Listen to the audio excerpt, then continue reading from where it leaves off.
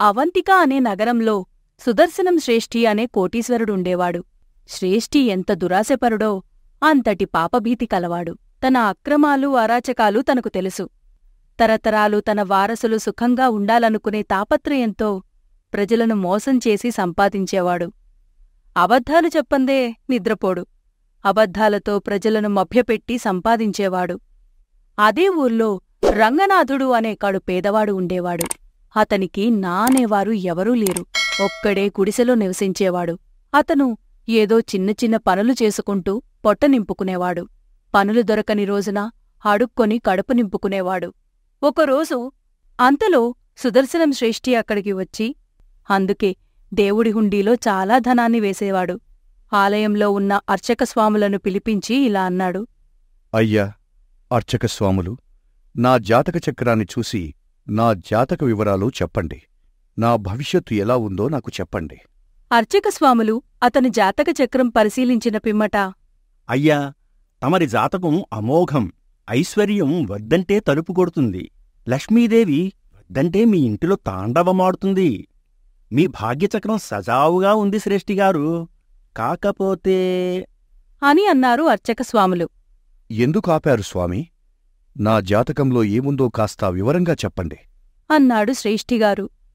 అయ్యా, మీ జాతకంలో కొన్ని దోషాలు ఉండడం మూలాన జాతకునికి అనారోగ్య సమస్యలు వస్తాయి. తమరికి కొన్ని ఆపదలు, ప్రమాద ఘడియలు చోటు చేసుకోబోతున్నవి. మీరు జాగ్రత్తగా ఉండాలి. మీరు అనుకోని ఇబ్బందులు ఎదుర్కోవలసి వస్తుంది అన్నాడు శ్రేష్ఠిగారు. అయ్యా, ఏ ఆపదలు రాకుండా ఏదైనా ఉపశమన మార్గాలు ఉంటే నాకు చెప్పండి. జాతక చక్రదోష నివారణార్థం నేనేమి చెయ్యాలో నాకు సెలవివ్వండి అన్నాడు శ్రేష్ఠిగారు. అయ్యా, దీనికి ఉపశమనం కోసం మీరు శాంతిహోమం, ఆయుష్హోమం చేయించాలి. అలాగే బ్రాహ్మణులకు సంతర్పణ పెట్టించండి అని అన్నారు అర్చకస్వాములు. అలాగే సుదినం చూసుకొని ముహూర్తం పెట్టించండి అన్నాడు శ్రేష్ఠిగారు. అలా వాళ్లు మాట్లాడిన పిమ్మట శ్రేష్ఠిగారు ఆలయం బయటికి వచ్చి అక్కడ కొంతమంది బిచ్చగాళ్లు ధర్మం చెయ్యండి బాబూ, మీకు పుణ్యం వస్తుంది అని యాచిస్తున్నారు. శ్రేష్ఠిగారికి ఒక్క పైసా కూడా దానం చేయడానికి మనసొప్పలేదు. సోమరిపోతులు, అడుక్కు తినేది అలవాటు చేసుకున్నారు. కష్టపడి పనిచేస్తే మీకు డబ్బులు వస్తాయి కదా, ఇలా అడుక్కోవడమేమిటి అని అన్నాడు శ్రేష్ఠి. శ్రేష్ఠిగారికి బదులు చెప్పడానికి ఎవరికీ ధైర్యం చాలడం లేదు. అక్కడున్న రంగనాథుడు మాత్రం ధైర్యం చేసి మాట్లాడాడు. అయ్యా, మీరు చెప్పింది నిజమే. భిక్షమెత్తుకోవడం మంచిది కాదు. కాని మా బోటోళ్లకు పని ఎవరిస్తారు? ఏ పని చేయడానికి మార్గం లేనప్పుడు యాచకవృత్తి చేపడతారు. యాచకవృత్తి ఆత్మాభిమానం చంపుకొని చెయ్యాల్సి వస్తుంది బాబూ అని అన్నాడు రంగనాథుడు. నీ పేరేమిటయ్యా? చాలా పెద్ద పెద్ద ఉపన్యాసాలిస్తున్నావు. అయ్యా, నా పేరు రంగనాథుడు. ఊరు చివర ఒక గుడిసెలో ఉంటాను. రంగనాథుడు తన ముందర పరిచిన గుడ్డమీద భక్తులు వేసిన నాణాలు, అరటిపండ్లు, మామిడి పండ్లు, ప్రసాదాలు అన్నీ తీసుకుని అక్కడున్న భిక్షగాళ్లకు పంచివేశాడు. తను మాత్రం ఒక నాణాన్ని, 2 పళ్లనూ తీసుకుని తన ఇంటికి బయలుదేరాడు. ఈ దృశ్యం చూసిన శ్రేష్ఠిగారికి ఆశ్చర్యం కలిగింది. అడుక్కు తినే యాచకుడు తన దగ్గర ఏమీ ఉంచుకోకుండా అంతా పంచివేసి పెడుతున్నాడు. ఏమిటితని వితరణశీలి అని అనుకుని రంగనాథుణ్ణి వెంబడించసాగాడు. ఊరవతల ఉన్న గుడిసెకు చేరుకున్నాడు రంగనాథుడు. శ్రేష్ఠిగారు తనని వెంబడించడం చూసి రంగనాథుడు ఆశ్చర్యపోయాడు. రంగనాథా, ఆగు, ఇదేనా నీ గుడిసె? అన్నాడు శ్రేష్ఠిగారు. అవునయ్యా, ఇదే నా గుడిసె. ఇందులో నేను తప్ప ఎవ్వరూ లేరు. నేను ఏకాకిని. నా వాళ్ళు అందరూ నాకన్నా ముందే కాలం చేశారు అని అన్నాడు రంగనాథుడు. అవును, నువ్వు ఈరోజు సంపాదించిన సొమ్మును, నీకు వచ్చిన ఆహారాన్ని మొత్తం ఉదారంగా ఎందుకు దానం చేస్తున్నావు? నీకు బ్రతకడానికి సొమ్ము కావాలి కదా అన్నాడు శ్రేష్ఠిగారు. అయ్యా, బ్రతకడానికి ఎంత కావాలి? నా గుడిసెలో 6 అడుగుల జాగా ఉండనే ఉంది. పైకప్పు తాటాకులు వర్షానికి, ఎండకు తట్టుకొని నాకు నీడను కూడా ఇస్తోంది. నా ఈ కట్టెకు ఒక పూట తిండి దొరికినా చాలు. 2 జతల బట్టలు ఉన్నాయి. నాకింకేం కావాలి బాబయ్యా? నా జీవితం చాలా బాగుంది అని అన్నాడు రంగనాథుడు. శ్రేష్ఠిగారు ఆలోచనలో పడ్డారు. తన దగ్గర కోట్ల ధనం మూలుగుతోంది. అయినా తన కంటికి కినుకులేదు. తినింది అరగదు. ప్రశాంతంగా నిద్రపోలేరు. ఇంకా ఏదో తపన, భయము, భవిష్యత్తు మీద ఆలోచన. రంగనాథుడికి ఏమీ లేకపోయినా ఎంతో సంతోషంగా ఉన్నాడు అని ఆలోచిస్తూ శ్రేష్ఠిగారు రంగనాథుడికి వీడ్కోలు చెప్పి వెళ్ళిపోయారు. ఇదిలా ఉండగా రంగనాథుడి వితరణశీలి ఆ నోటా ఈ నోటా ఊరంతా పాకింది. రంగనాథుడు ఎక్కడ ఉంటే అక్కడ 10 మంది యాచకులు గుమిగూడుతున్నారు. ఎందుకంటే రంగనాథుడు తనకు వచ్చిన సొమ్మునంతా అక్కడున్న యాచకులకు పంచేస్తున్నాడు. ఒకరోజు రంగనాథుణ్ణి పిలిపించి ఇట్లా అన్నారు కోశాధికారి. రంగనాథ, నీ గురించి, నీ వితరణశీలి గురించి నేను విన్నాను. నీ దగ్గర ఏమీ లేకపోయినా నువ్వు ఏమీ ఉంచుకోకుండా వచ్చిన సొమ్మునంతా అందరికీ పంచేస్తున్నావని ప్రజలందరూ అనుకుంటున్నారు అని అన్నారు కోశాధికారి. అయ్యా, దాచిన సొమ్మును ఏం చెయ్యాలి? అది నాకు ఉపయోగం ఉండదు. ఇతరుల కోసం వినియోగిస్తే ఆ సొమ్ము వారి అవసరాలు తీరుస్తుంది. నాకు ఒక్క పూట భోజనంతో కడుపు నిండితే చాలు. నాకు దేనిమీద ఆశ లేదు. ధనం కూడబెట్టాలని అంతకన్నా లేదు అని అన్నాడు రంగనాథుడు వినయంగా. ఎక్కడో పురాణాల్లో చదివాం, కాని ప్రత్యక్షంగా నీలాంటి వారిని ఇక్కడే చూస్తున్నాను. బలిచక్రవర్తి 3 అడుగులు విష్ణుమూర్తికి దానం చేసి చిరస్మరణీయుడయ్యాడు. శిబిచక్రవర్తి పావురం రూపంలో వచ్చిన దేవతకు తన శరీరాన్ని కోసిచ్చాడు. కర్ణుడు తన సహజ కవచకుండలాలు, రక్షక కవచాన్ని దానం చేసి దానకర్ణుడిగా పేరొందాడు. నువ్వేమో నీ దగ్గర చిల్లిగవ్వలేకపోయినా యాచక వృత్తిలో వచ్చిన సొమ్మును పరులకు పంచేస్తున్నావు. నువ్వు మా అందరికన్నా గొప్పవాడివి అని అన్నారు కోశాధికారి. అంత పెద్ద మాటలు అనకండి అయ్యగారు. నేను చాలా చిన్నవాడిని. అలాంటి పెద్ద పెద్ద మహానుభావులతో నన్ను పోల్చకండి. సరేగాని రంగనాథ, నీకొక చిన్న ఉద్యోగం కల్పిస్తాను. నువ్వు ఈ యాచక వృత్తిని మానేసి మన అన్నదాన సత్రంలో ప్రతిరోజు బీదా బిక్కీకి అన్నదానం చేస్తాం. ఆ సత్రం యొక్క నిర్వహణ బాధ్యతలన్నీ నీ చేతిలో పెడతాను. ఈ ఉద్యోగము నీకు సమ్మతమేనా అని అన్నారు కోశాధికారి. అయ్యా, నాకు సమ్మతమే. మీరు చెప్పిన పని చేస్తాను.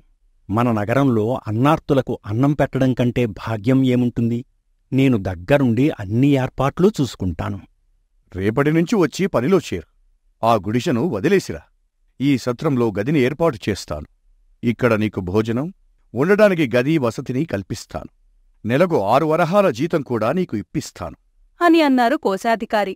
రంగనాథుడి ఆనందానికి అంతులేకుండా పోయింది. కోశాధికారి పాదాలకు నమస్కరించాడు. కోశాధికారి వారించాడు. కోశాధికారి అన్నదాన సత్రంలో రంగనాథుడు చేరిపోయాడు. ఇచ్చిన బాధ్యతలన్నీ సక్రమంగా రంగనాథుడు నెరవేరుస్తున్నాడు.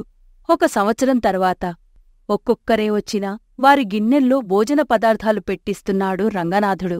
అంతలో ఒక చిల్లులు పడిన చొక్కా వేసుకుని, నల్లటి కంబళి కప్పుకొని, గుబురుగడ్డంతో ఒక వ్యక్తి రంగనాథుడి ముందర పళ్లంచాచాడు భోజనం కోసం. వండిన పదార్థాలన్నీ ఆ పళ్లంలో నింపి ఇచ్చాడు రంగనాథుడు. అతనివైపు తేరిపారా చూశాడు రంగనాథుడు. అతని ఆశ్చర్యానికి అంతే లేకపోయింది. రెప్పపాటు కాలంలో తన కళ్లను తానే నమ్మలేకపోయాడు.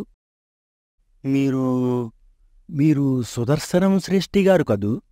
కాదు కాదు, నేను సుదర్శనం శ్రేష్ఠిని కాదు. నేను ఊరు పేరు లేని అనామకుణ్ణి, యాచకుడిని, ఆగర్భ దరిద్రుడిని అన్నాడు శ్రేష్ఠిగారు. రంగనాథుడు అతడి దగ్గరగా వచ్చి చూసి మరోసారి అడిగాడు. శ్రేష్ఠి బిగ్గరగా రోదించాడు. అవును రంగనాథ, నేను సుదర్శనం శ్రేష్ఠిని. అయ్యో, మీరెందుకిలా అయ్యారు? ఎంతో దర్జాగా రాజదర్బారుతో ఉండేవారు. ఏ పరిస్థితుల వల్ల మీరు ఇలా మారిపోయారు? మీరు మారువేషంలో ఇక్కడ పరిస్థితులు గమనించడానికి వచ్చారా అని అడిగాడు రంగనాథుడు. అయ్యా, లేదు. ఓడలు బండ్లవుతాయి, బండ్లు ఓడలవుతాయి. కర్మ ఎవరినీ వదిలిపెట్టదు. నా అంతటివాడు లేడని విర్రవీగాను. భగవంతుడు నాకు బాగా శాస్తి విధించాడు. రంగనాథుడు ఆశ్చర్యపోతూ సుదర్శనం శ్రేష్ఠిని తన గదిలోకి పిలిపించుకొని విషయాలన్నీ ఆరా తీశాడు. అసలు ఏమైంది శ్రేష్ఠవర్య? ఈ నగరంలో మీకు మించిన షావుకారు లేడు కదా? అవును రంగనాథ, ధనవ్యామోహంతో, దురాశతో అయిన వాళ్ళందరినీ నేను దూరం చేసుకున్నాను. నా అనేవారు లేక ఏకాకిగా మిగిలిపోయాను. దాయాదులంతా నా ఆస్తిని కాజేశారు. దొంగలు వచ్చి నా ఇల్లు కూలగొట్టి బంగారు, వెండిని, రత్నాలు, వజ్రాలు అన్నీ దొంగలించుకుపోయారు. వారు పరదేశీయులట. ఇంతవరకు ఆ దొంగల ఆచూకీ దొరకలేదు. ఈ దయనీయ స్థితిలో నా భార్య మరణించింది. నా ఇద్దరు కూతుళ్ళు నాకు చెప్పకుండా ఇతర కులాల వారిని పెళ్లాడి ఇంటి నుండి పారిపోయారు. కొన్ని రోజులు బ్రతుకుతో పోరాడాను. కాని నా వల్ల కాలేదు. ప్రతి ఒక్కరూ నన్ను అసహ్యించుకున్నారు, ఈసడించుకున్నారు. నన్ను చూడగానే తూ అని అంటున్నారు. బాగున్నప్పుడు నేను ఎవ్వరికీ దానం చెయ్యలేదు. దేహీ అడిగిన వారికి దేహశుద్ధి చేసి ఇంటినుంచి బయటకు తరిమి కొట్టాను. బీద బిక్కి నుండి వడ్డీమీద వడ్డీలు వసూలు చేసి చక్రవడ్డీలు వేసి వారి రక్తం పీల్చి డబ్బులు వసూలు చేసినాను. అంత సంపద కూడా హారతి కర్పూరంలా కరిగిపోయింది. అనుకోని అవాంతరాల వల్ల ఇప్పుడు నేను బికారిగా మారిపోయాను. ఇది విధిరాతగాక ఇంకేం చెప్పను. విధిరాతను తప్పించలేము కదా. అయ్యో, మీకు ఎంత అన్యాయం జరిగిపోయింది. మీరు బాగా ఉన్నప్పుడు ఒకరికి కూడా దానధర్మాలు చెయ్యలేదు. అయ్యో పాపం అని ఎవరినీ అనలేదు. గుళ్ళు గోపురాలకు బ్రాహ్మణ సంతర్పణలకు లక్షల వరహాలు తగలేశారు. కాని మీతో పాటే జీవిస్తున్న ఈ దౌర్భాగ్యులకు, ఆగర్భదరిద్రులకు మీరు ఏనాడైనా ఒకరి కడుపైనా నింపలేదు. ఒకరికైనా సహాయం చెయ్యలేదు. దేవుడు కూడా తన హుండీలు నింపమని ఏనాడూ చెప్పలేదు.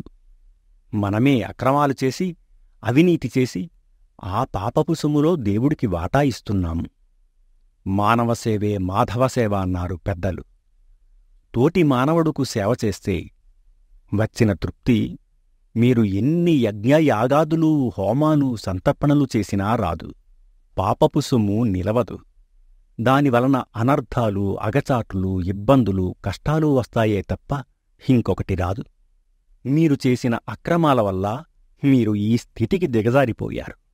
ఇకనైనా సన్మార్గంలో నడిచి ఉన్నదానితో తృప్తిగా మీ శేషజీవితాన్ని గడపండి. మీకు ఎలాంటి సహాయం కావాలన్నా ఈ రంగనాథుణ్ణి మర్చిపోకండి. నేను ఎప్పుడు రమ్మన్నా వచ్చి మీకు ఇతోధికంగా సహాయం చేయగలను అని అతని జేబులో ఉన్న 10 వరహాలు అతనికిచ్చి శ్రేష్ఠిగారిని సాగనంపాడు రంగనాథుడు. ధర్మో రక్షతి రక్షితః. ధర్మాన్ని కాపాడండి, ఆ ధర్మం మిమ్మల్ని కాపాడుతుంది. శుభం. సర్వే జనా సుఖినో భవంతు.